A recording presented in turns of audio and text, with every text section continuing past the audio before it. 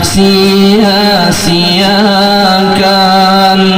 Umur terus berlalu tanpa membuat bekal untuk masa hadapan. Ingat di suatu waktu kita akan bertemu di saat tanggung jawaban di hadapan Tuhan.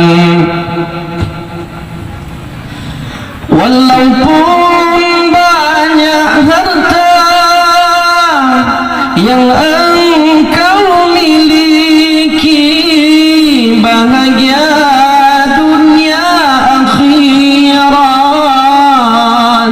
tak akan engkau dapati, hanya ilmu dan amal serta hati yang suci, pangkal kebahagiaan di suatu masa nanti.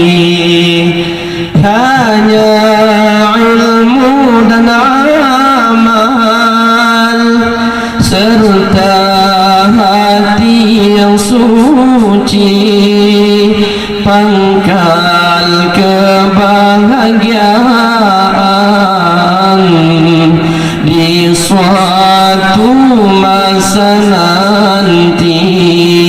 Jangan sia-siakan. Umur terus berlalu, jangan sia-siakan. Umur terus berlalu tanpa membuat bekal untuk masa hadapan.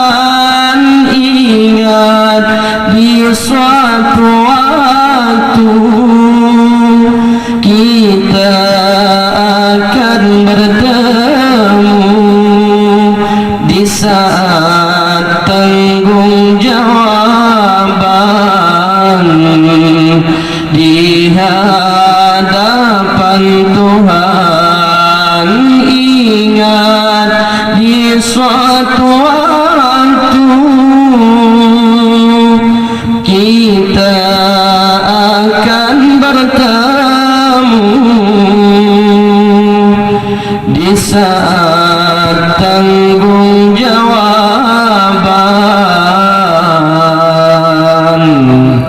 di hadapan